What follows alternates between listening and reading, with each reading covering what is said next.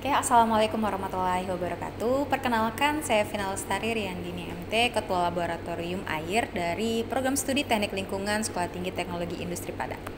Oke, sebelum saya menjelaskan peralatan apa saja yang ada di Laboratorium Air, saya ingin memperlihatkan terlebih dahulu, ini adalah hasil karya dari tugas akhir mahasiswa ya, papan komposit.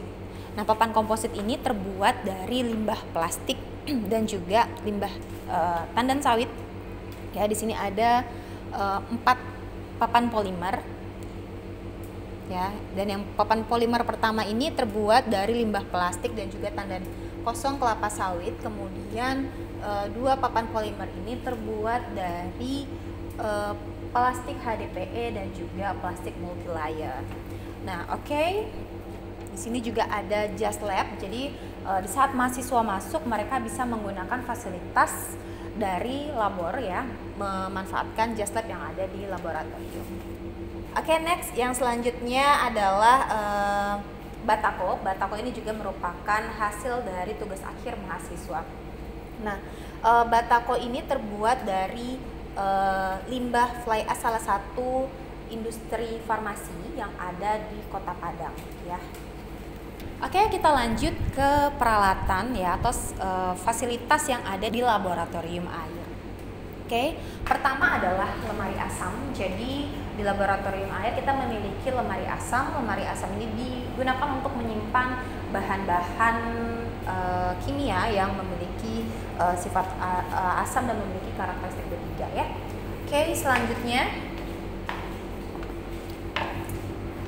Nah, di sini ada beberapa lemari. Nah, lemari ini digunakan untuk menyimpan alat-alat ya dalam praktikum maupun nanti dimanfaatkan oleh mahasiswa untuk mengukur beberapa parameter dari air bersih maupun air limbah. Di sini ada gelas kimia, di sini ada gelas kimia ukuran 2 liter, 1 liter ya, kemudian ada Erlenmeyer, kemudian ada buret, kemudian ada corong ya, ada statif, kemudian ada gelas kimia juga di sini dengan beraneka ukuran ya, ada yang 250, kemudian ada yang 50 ya. Di sini juga ada beberapa corong ya dengan berbagai ukuran.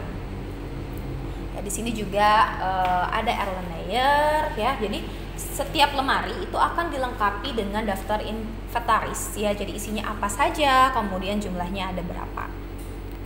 Nah, di sini juga ada beberapa peralatan yang digunakan dalam melakukan analisis parameter air bersih maupun air limbah. Ya, di sini ada timbangan analitik atau timbangan digital, ya. Kemudian ada alat turbidity meter. Nah, turbidity meter ini digunakan untuk mengetahui berapa nilai kekeruhan ya pada sampel air ataupun pada sampel air limbah.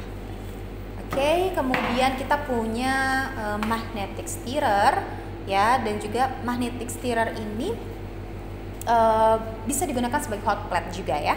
Jadi di sini hot plate dan juga dilengkapi dengan magnetic stirrer. Kemudian selanjutnya kita juga ada alat ya yang digunakan untuk mengukur kandungan oksigen yang ada di dalam air ataupun dalam air limbah ya, atau di self oxygen-meter. Oke, selanjutnya kita ada pH meter ya. Jadi di sini ada pH meter. Nah, ini digunakan untuk mengukur pH ya air bersih ataupun air limbah.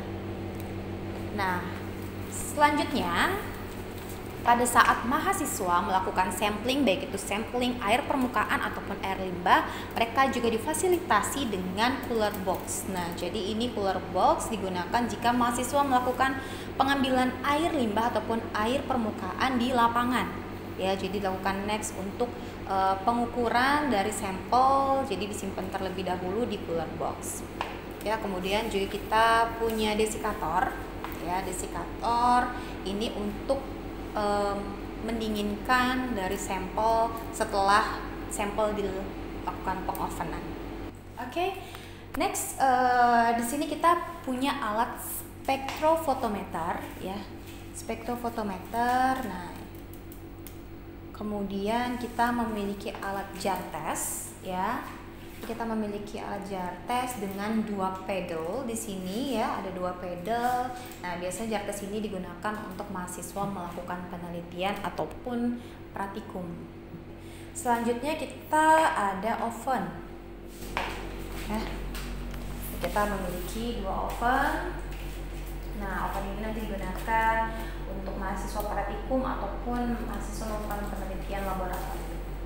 Oke, itu saja peralatan dan bahan-bahan yang ada di laboratorium air yang digunakan mahasiswa untuk praktikum dan juga penelitian. Sekian, terima kasih. Assalamualaikum warahmatullahi wabarakatuh.